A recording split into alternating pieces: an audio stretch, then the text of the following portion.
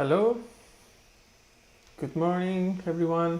Welcome to this new Alexa office hour session, EU edition. Welcome again for people that just joined for the first time. This is a session that should last more or less 1 hour, and which I will be covering any topics you want to bring up. I can answer your questions, your concerns, and everything regarding the Alexa Skills Kit. We do this session every 2 weeks, and on Friday at 10 a.m. UK time. So welcome again. I see there are a bunch of people connected already. We are streaming simultaneously on Twitch and YouTube. So after the devices event, I guess we will have a lot to unpack today and in the next sessions as well. But let me have a look at the chat. Hello, Xavi. Welcome. Good morning to you as well. How is it going? Let me know if there's something you'd like me to cover, or if you have any question, or you just want to share something that you've been working on. I'd be very keen to share it with the community. So, what to say? This week was the week of the new devices announcements. I'm pretty excited because on the APL side, which is the features I enjoyed the most, there are a lot of new things to do.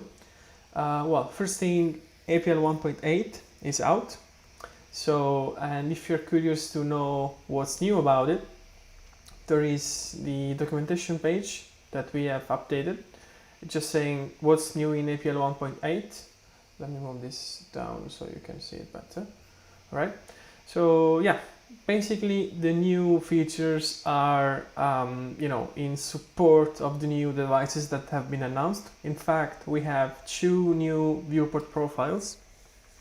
So Hub Labscape Extra Large and Hub Portrait Medium. As you can see, the width and height here, it's representing a quite wider screen, and it's pretty much covering the new Echo Show 15, which, if you didn't follow the devices announcement and everything, I'll just remind you and show you that it's basically a frame. It's an Echo, so it's Echo device that represents a frame, and it can be used in 2 different ways, so portrait and a landscape. And it's pretty much the fully fledged Echo experience on a frame that you can attach on the wall, but it also has a VESA mount, so you can mount it the same way you would mount a computer screen, like a monitor or a TV, things like that. So as you can see, it's a bit wider. It's not 16:9, hence we had to support this new viewport.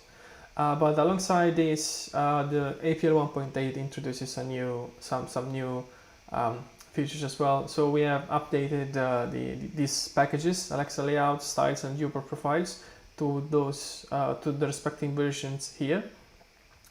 And for the image, vector, graphics, and video component, we have added some events. In case something goes wrong, there is an onload and on fail. Well, not just if it goes wrong, but you can execute something on load. So as soon as the image is loaded, then you can execute your commands. Same on the on fail. I just forgot to ask if the audio and video quality is fine. It looks fine from my side, from what I can see here, but please do let me know if there's some audio issue or the quality is not good enough, so I can tune it accordingly. Otherwise, I'll just go on. Another interesting thing is this. So you can override environment defaults. So in the data binding context, you can now override some properties. So you set them at the document level. So, and these are the two properties that you can override. So language and layout direction. So if you want like right to left, left to right, because we recently introduced support for Arabic as well, which is a right to left kind of writing. Yeah, I mean, I haven't had a chance to try all of them, like all of them yet, but yeah, I'm always happy to see that every version, every major release is is introducing new things that you can try. I'll be sharing the page here in case you are interested. I'll put it on the chat, both on YouTube and Twitch. And of course, with the new, so every time we introduce a new version, I personally update the APL known issues page, which is actually available at the bottom of the page I just shared. So, well, I have it here.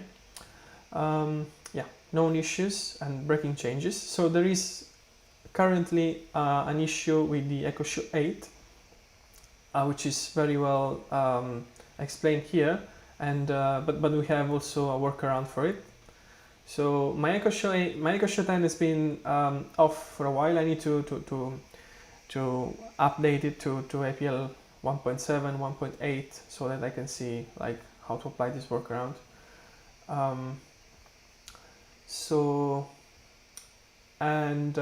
Yeah, there's a question from Xavi. Can we do a walkthrough to the widgets?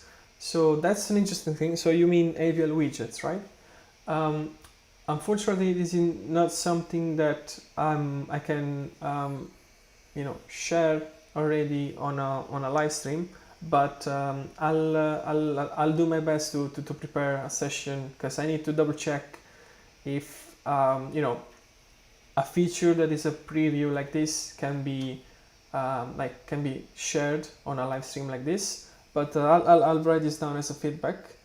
So yeah, maybe for the next one I'll try to do something, because I need to be enabled as well. So APL widgets. Okay.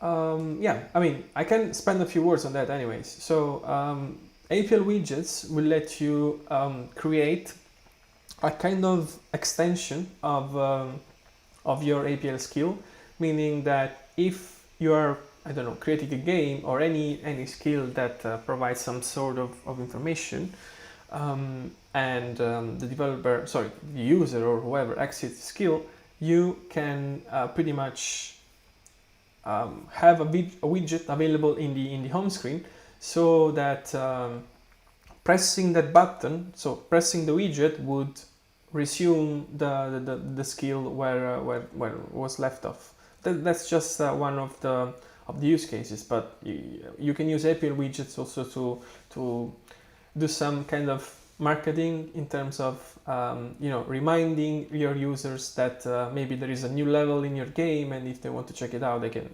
can open the skill and play that particular level. But yeah, that's pretty much the use cases that I've been seeing recently. But yeah, I'll try to see if I can do a live session with APL widgets. So thanks for the idea. I'll just write it down. Another few news is that, well, with the new releases of devices and new APL version, there are a few. We published some blog posts around it.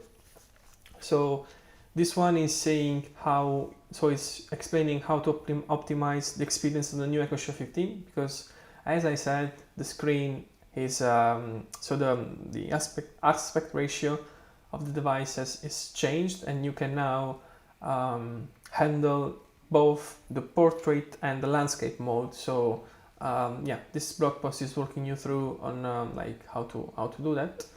And yeah, this is a more generic one on the how can you build with Amazon US devices and services. but the one I want to share and have a walkthrough about is one created at the beginning of September by another Alexa developer advocate, Daniel, which is explaining how to create a child-directed skill. This is a question that I received in the last stream, I think. There was a developer asking what are the steps to, like the steps, and what should I take into account when creating a skill that is targeted to children. And yeah, here you will find pretty much all the information you have, and that's covering you know, the let's say the requirements for different regions as well. And yeah, I'm sure that would be very, very useful. Let me share it into the chat.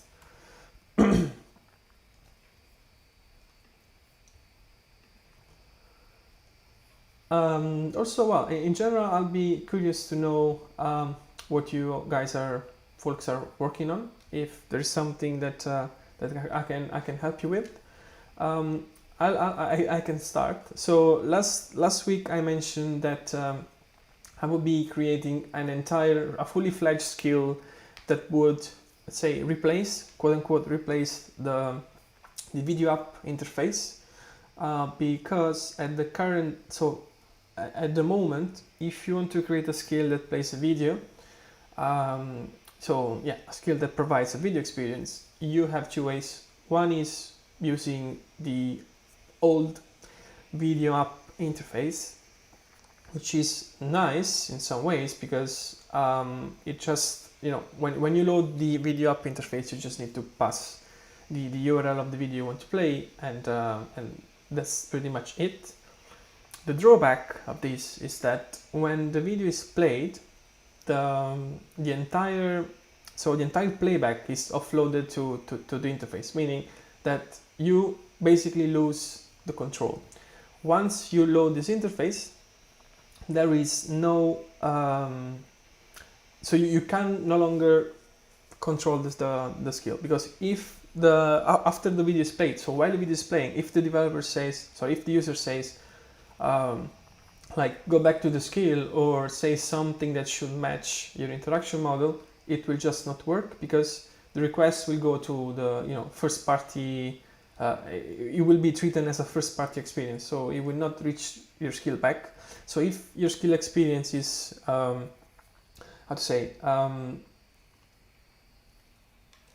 if your skill experience is providing a video, then you need to go back to another intent after the video is played, that's not very so it's not gonna cover this.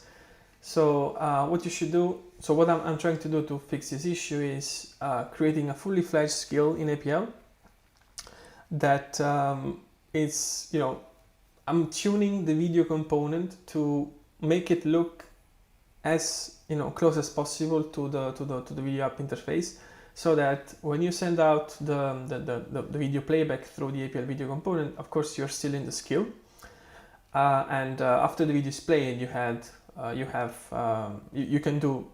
can continue the skill experience, right? So in the last stream, a developer was raising up a very good point, which I passed over, and we are working on it, which is if you are in the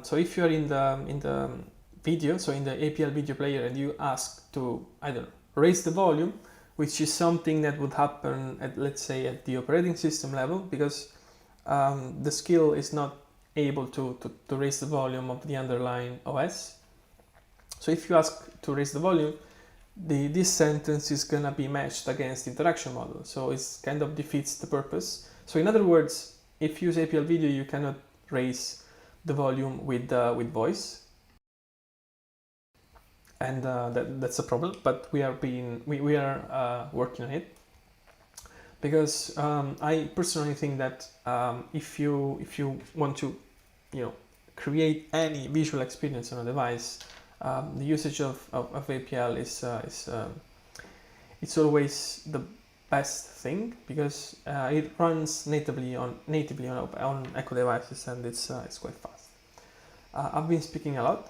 So yeah, do let me know if you have any questions or idea on how to maybe also how to fix that if you had to implement a video experience in one of your skills. I'd be happy to hear your feedback and maybe pass it over. I'll have a look at the chat. Nothing so far. Okay. All right. So I'd say let me walk you through this September 29 blog post about multimodal experience on Lego Show 15. I can't wait to put my hands on this device. I haven't had a chance to try yet, but I will do soon. So as I said, this device has two, let's say, orientations.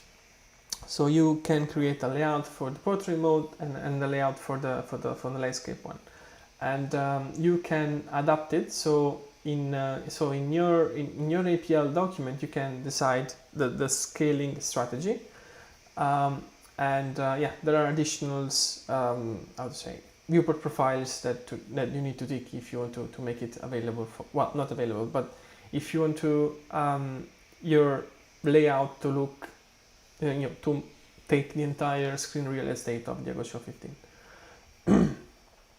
And yeah, you'll find everything you need in here. That's it. Adapt your APL for portrait orientation. So that's the same. Well, this is a layout that is showing pretty much the same information, but this is in portrait and this is in landscape mode. So it's pretty much seamless, but yeah, you can change change the way you render it by just doing adding a when close. If it's portrait, then you do something. If it's not, then you do the other thing.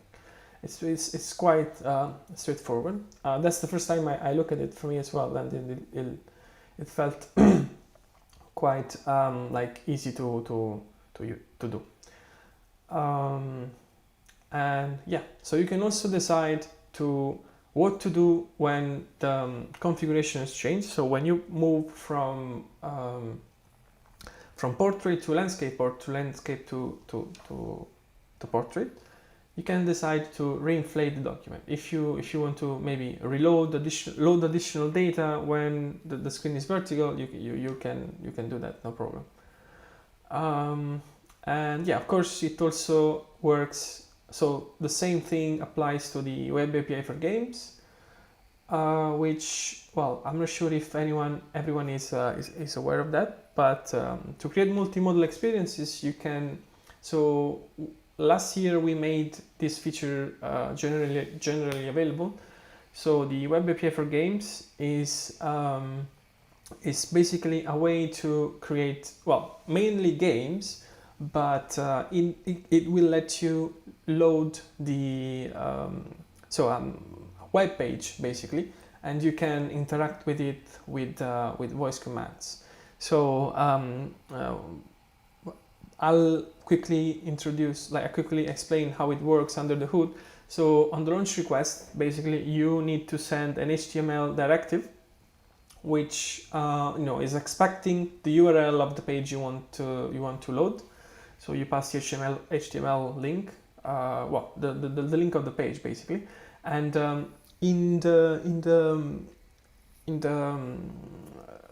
when you load the page in your JavaScript, you must add the Alexa JavaScript SDK, something like this, so that when you load the page, it would generate an object for which you can interact with.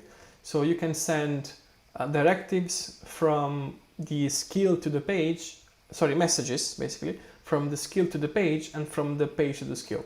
For example, if you open a game and then you want to make Alexa select this, so the 60s, when your interaction model receives the select intent, and the slot is 1, like select the first, what you need to do from the intent handler is sending a message to the HTML page that will be captured by the JavaScript API of the Web API for Games, and then you basically perform the action on the web of the web page itself. The same you would have done if your web page would have catched a click. So that's pretty much the same. There are a few comments in the chat. Hi Goldzulu, welcome. Goldzulu is a pretty recurrent attendee here, so welcome again.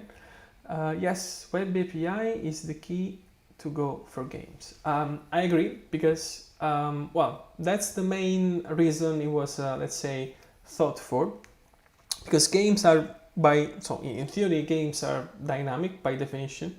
So if you already created a web, so a game that is using the usual HTML, CSS, and JavaScript thing, so technologies, then you can very easily port it over to Alexa. Well, that's to Echo devices, and yeah, with the JavaScript, so with the SDK that we provide that integrates in your page, it makes it very easy to exchange messages, intents, back and forth. Is the SDK updated to send an event when the orientation change, or we must listen to window? So Goldzulu, the second question is for APL, or you mean still the Web API for Games? I'm not sure if we receive an event when the orientation changes.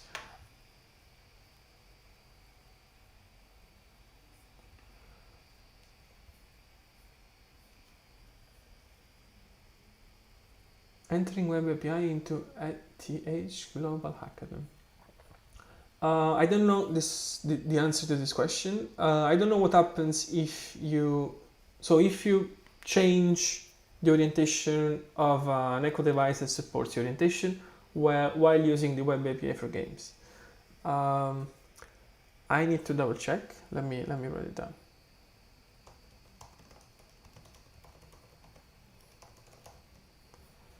Let me see if the documentation has been for the API for Games has been updated to cover that. Because that's a good point. I mean, with if you listen for the window, that's something that is in the web page itself, and it should work.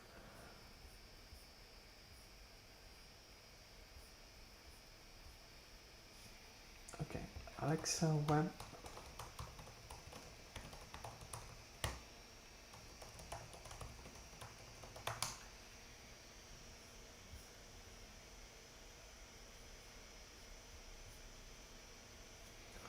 Okay, I don't think this is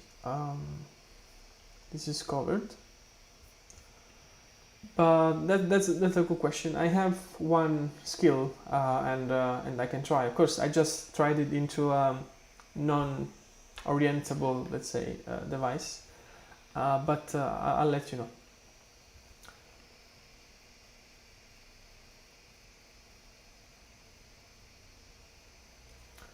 Let me have a quick check at the YouTube chat. So hello, Poena. It's possible to pass as parameter the frame APL component. I have a list and the quantity of frame need to be the size of the list. Okay, let me see if I understand. You want to create n number of frames based on how big is the list. If that's the question, then it's possible with data binding.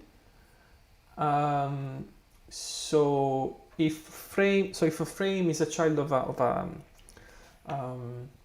a container, you can pass data to the container so that generates n number of frames. So yeah, if you can confirm if that's a question, then I can basically share it live here. I can show you. So All right. Thanks for the confirmation. So I can show you how to do it using the authoring tool. We should not require a fully fledged skill to do this, but let's see. Give me 1 second. I'm logging into the authoring tool, and then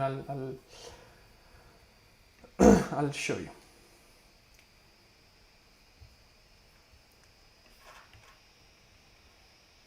Okay.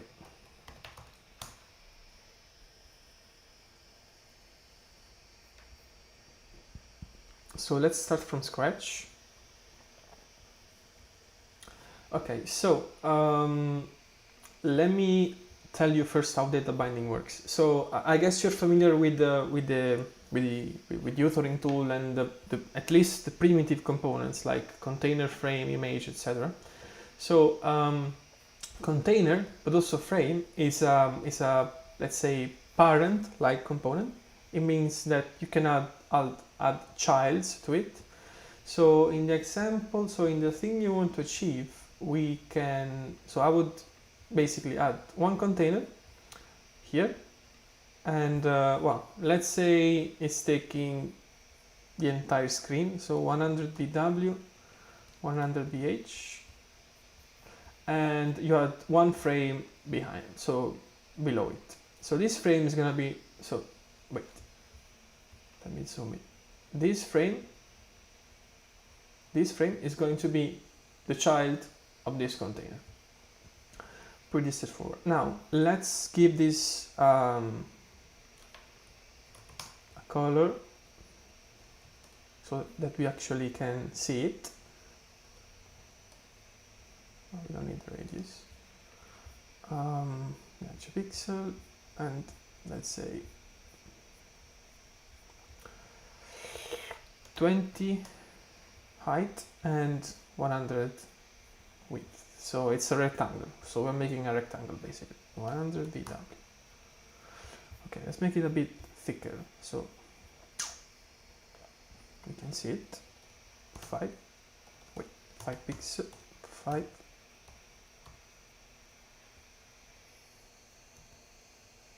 Okay. So you see one frame here, right? So let's say you have a list, which I guess it's an array. So I don't know, an array of strings. So data binding works in this way. So if I click on the parent, any parent-like component, like container, sequence, scroll view, and yeah, pager as well. So if I fill this data, what will happen is that this component will be repeated n times. So if the data contains 4 elements, that's just an example, then the frame will be repeated 4 times. So I'm gonna pretend that your list is pasted here. So this is accepting an array. So I would do like Amazon Alexa. So I'm just writing an array of strings. Alexa,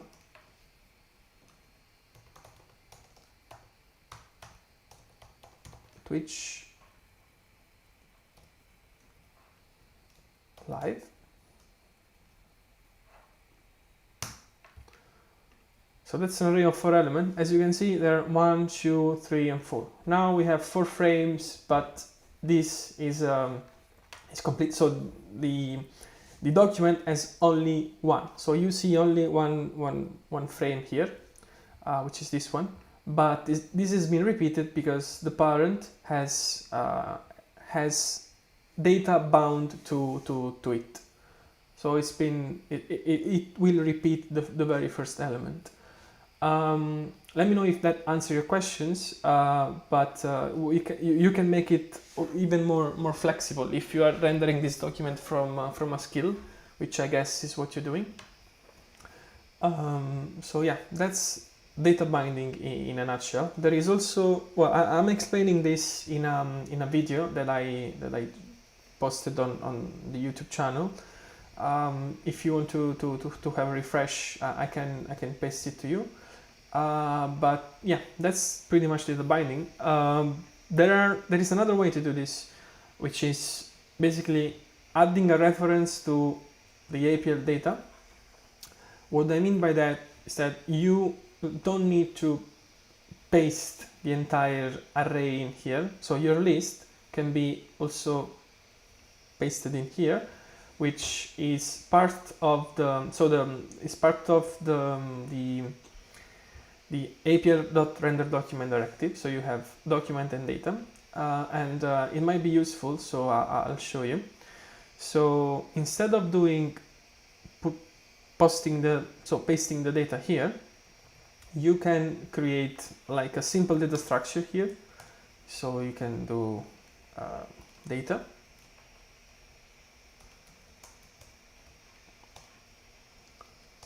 properties,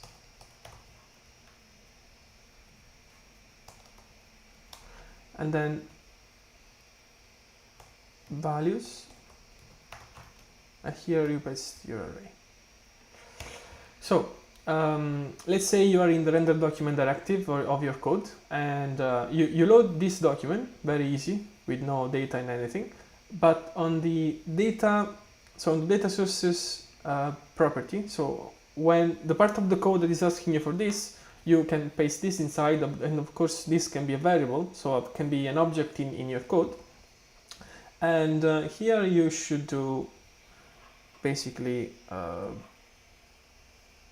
this expression. So payload.data.properties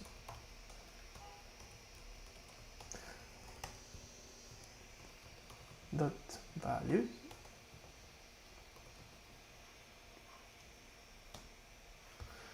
and as you can see, there are, so this has been repeated. Now the cool thing is that if you add a new element,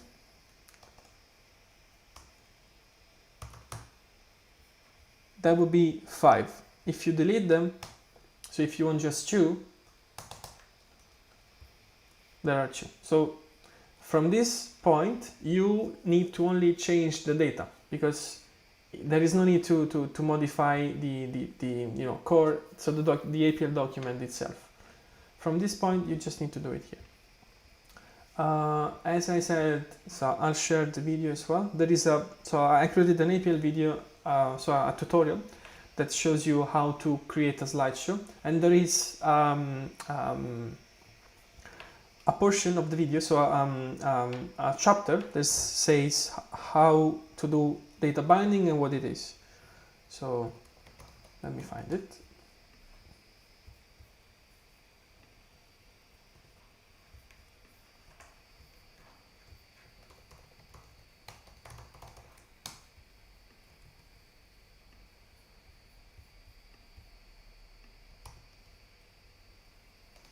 Okay, so yeah, I would suggest you to watch it from start to finish, but if you are interested into this part, there is the data binding chapter as well.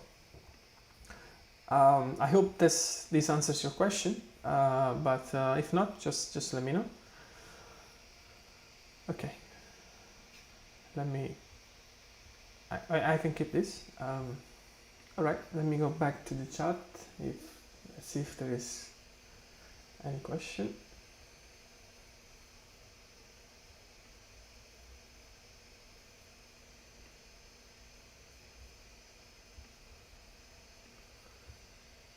Paste here as well. Yes, sorry. So the other question was on YouTube, so I pasted it into the other chat, but yeah, I'll paste it here as well. So this is a 15 minutes video that I made last year. Yeah, I can give you an overview of that as well. So it shows you how to create a slideshow, but that's not just, so it's not the main goal. So it is explaining advanced APL concepts like data binding, custom components, transformers, which sounds something very complex, but transformers is basically a way to transform text to speech, speech to text, and things like that. So data binding, transformers, commands, and custom components. And yeah, I'm explaining everything in a way that it's easy to follow, and I'm making sure that for every every concept that I explain, I make sure that it's already covered. So I don't want anyone to feel lost or think like, what is this guy talking about? So yeah, enjoy, and yeah, let me know if you like it. So we have roughly 20 minutes left.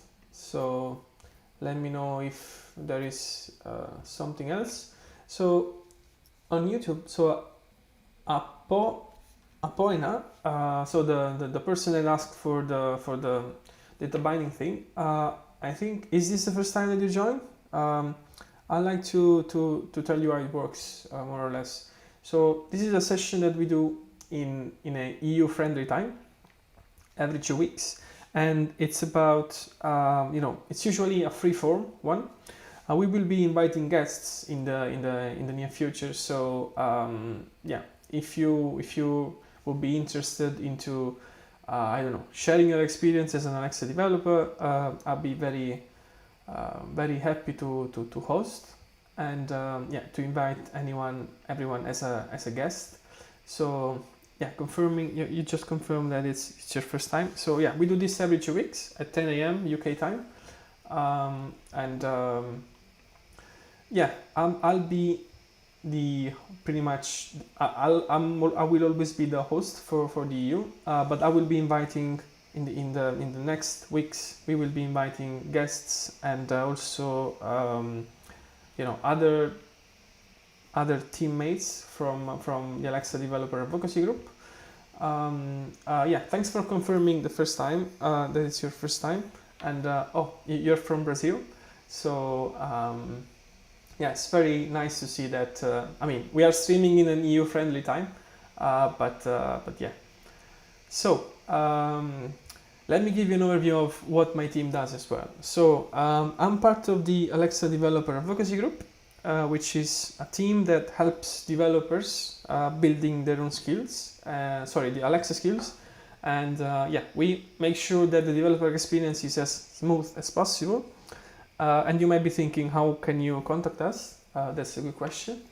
So you can contact us there are two main ways. Well, the first one is Alexa.design contact us. It's basically a one-to-one interaction. It's a contact us page in which, if you have any issues or questions, or you are just waiting for I don't know, guidance to an experience, to a skill experience that you'd like to convey, which is, I don't know, maybe strictly related to your account, maybe, and you don't want to share it publicly, you can go on Alexa.design, contact us, and yeah, we will be helping you in the best way possible. The second one is the forum, so Alexa.design/forum. Of course, I will paste the links as well. But the forum is a one-to-many interaction, so you can post your questions on developer forums, and you might receive maybe an answer from the community, which is having the same problem, or knows the answer, and this is that. The third one that is not showing here is the Slack channel. I'm not sure if you're a Slack user, but we have an Alexa community, Alexa developer community on Slack, and yeah, feel free to contact us, or to just let us know what you're working on. Let me share the links in the chat.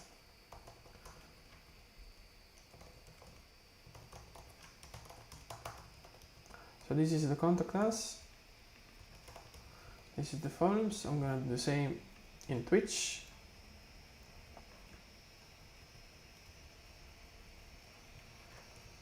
You can also mention that you got the references from the EU office hours. That would be great. And yeah, if you have any questions, just you can reach out to me. Reach out to that page. I'm also available on Twitter if you want. My Twitter handle is down here. All right. You know what? I can show you how the forum looks. Yes.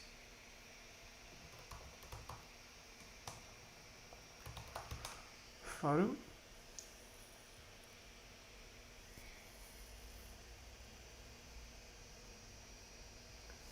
Meanwhile, just checking in if the audio and video quality is still okay. Because I have limited visibility on how is the output quality. I can only see some metrics and everything looks good. So yeah, this is the forum.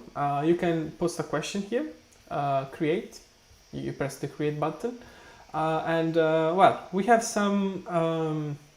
So we have a video as well that explains how to contact us and why. So what's what are the duties of my team?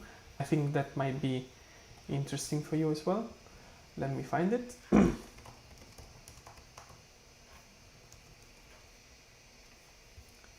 Yeah, so it will give you an additional overview on Alexa, or the Alexa Developer Advocacy Group.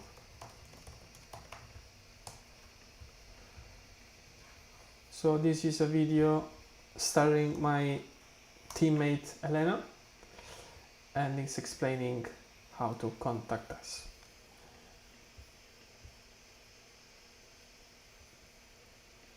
Okay. Yeah. As you can see, there are many questions, yeah, we try to answer in the best way possible. All right. So let me double check the chat again. So I see a few people interested into joining the office hours. Yeah, please send me a message on Slack or Twitter or where you feel more comfortable, and we can try to arrange something. I see some question. When shall we have the London meetup? That's a good question. I mean, I wish we could do it tonight, but there is nothing planned at the moment, and yeah, I mean, there is nothing in the pipeline as far as I know, as far as my team knows. So, but yeah, I'm looking forward to it as well. Yeah, also Xavi is interested, so we have at least 2 so far. Yeah.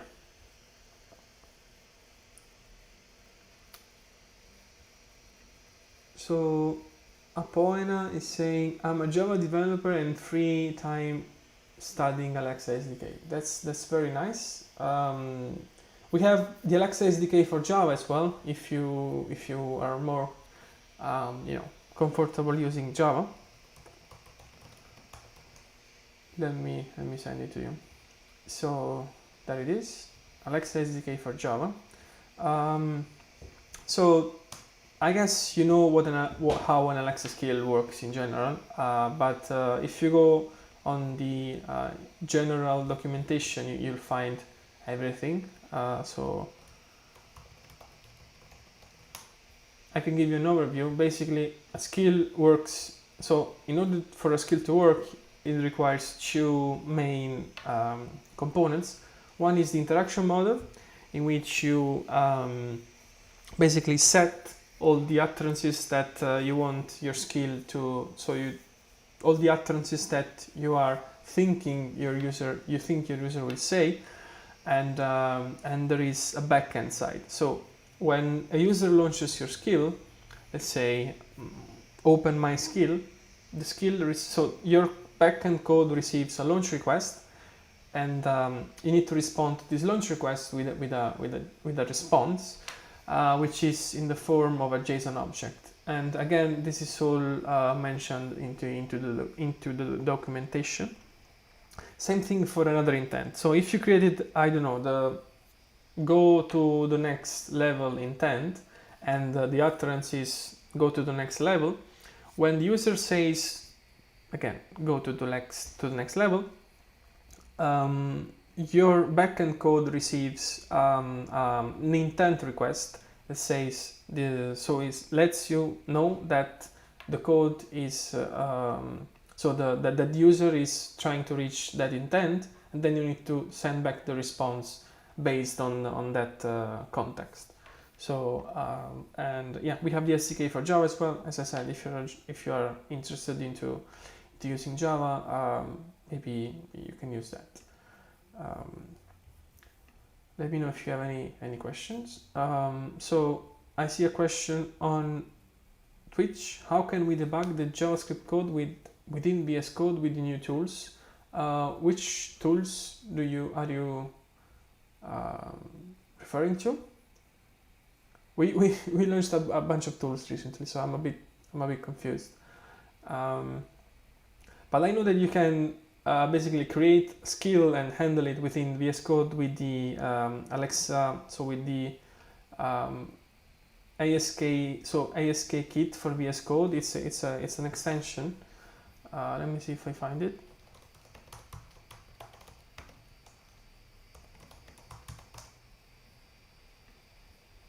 Yeah, the toolkit for Visual Studio Code. I'm not sure if it has debugging instruction. Sorry, debugging facilities. But so you said debug the JS code. So are you trying to say run your skill locally? Is that what you mean? Because a skill will always look for a publicly available endpoint. So yeah, if you can elaborate a bit more, I'll be happy to help.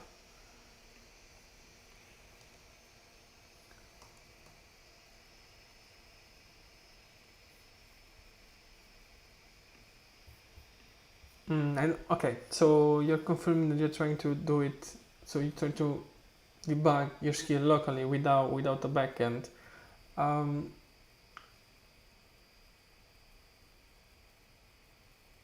Developing the skill locally with the new VS Code simulation within the IDE.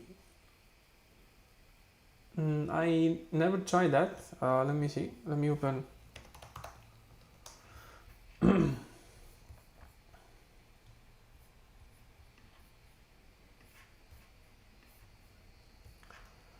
Okay, let me see.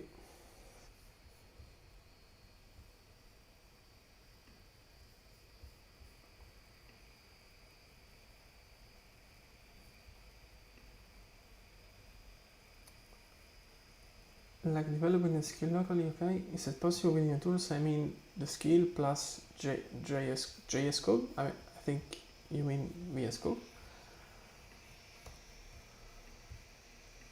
So the point is that a skill, so if you launch a skill, it still requires a publicly available backend to be reached. So as long as you are, so if you are running, I don't know, a local web server that is publicly exposed, you might be able to do that. But I'm checking on my side if this new tools lets you do that. Give me a sec.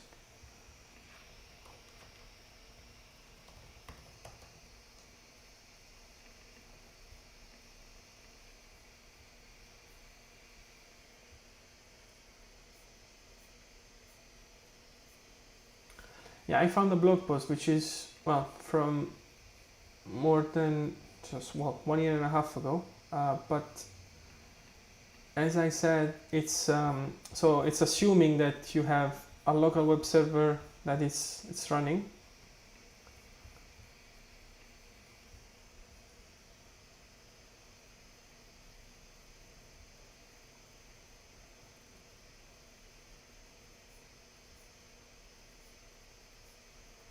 Okay, thanks for sharing this.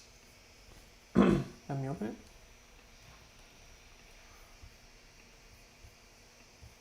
So I usually deploy everything on my Lambda account. So, but yeah, thanks for sharing this.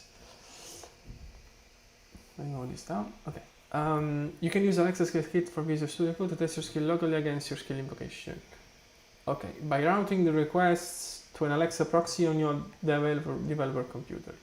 So yeah, I mean that's still a prerequisite, which makes sense.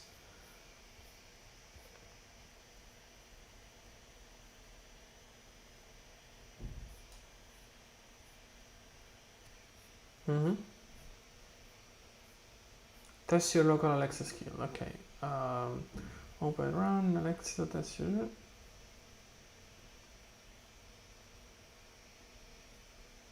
Okay, you're basically building so you need to build up a proxy that catches the JSON input and JSON output of the skill. But at this point, I can say it's possible. I'll pin this tab because I like to try it myself. And yeah, maybe we can do maybe a session about it. Yeah, that's good to know. Maybe, well, if you're interested into joining as a guest, so maybe we can set it up together and show everyone how it works. I'm collecting ideas here, so yeah, please reach out and we will see what we can arrange. Since we have 5 minutes left, there is another thing that I wanted to mention, which I also mentioned in the last stream. So we are looking to so there is a new Alexa samples repository, which is available here. So github.com Alexa samples. It used to be Alexa and just Alexa, but now it's this one. So in here you might find, so we'll be able to find different code samples. For example, I recently added multimodal interaction to the fact skill, so which is the most famous code sample. So this one, I added multimodal interactions. So basically now, so the skill used to show you, so used to tell you some fact against around planets. But now, if the skill checks that there is, so that the device supports the screen, it also shows the picture of the planet is talking about.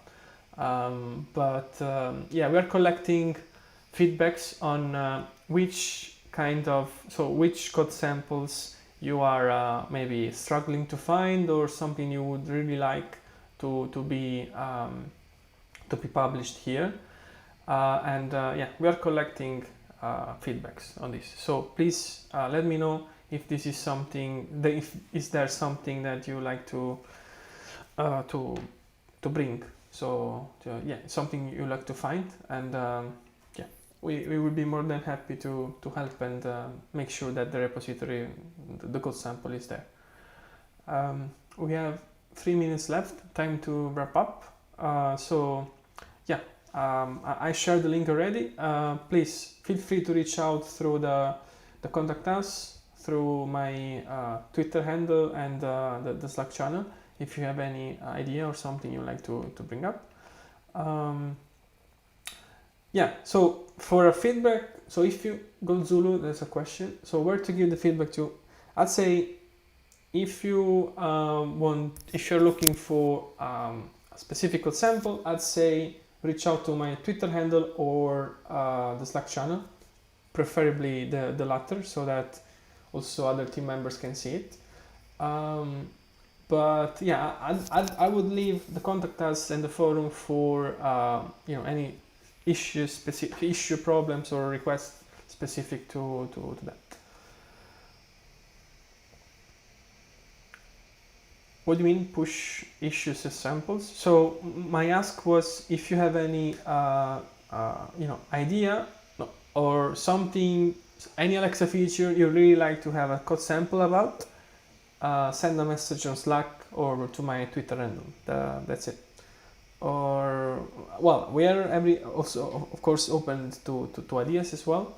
So if there is something that you don't specifically have a need for, but you might think that would be useful for the entire developer community, that's very well welcomed as well. So yeah, I think we ran out of time. I'll see you in 2 weeks. And yeah, remember to tune in 10 a.m. YouTube and Twitch. And yeah, I'll do my best to support you. And yeah, let's arrange some external guests as well. Thank you very much to everyone for tuning in, and see you in 2 weeks. Bye bye.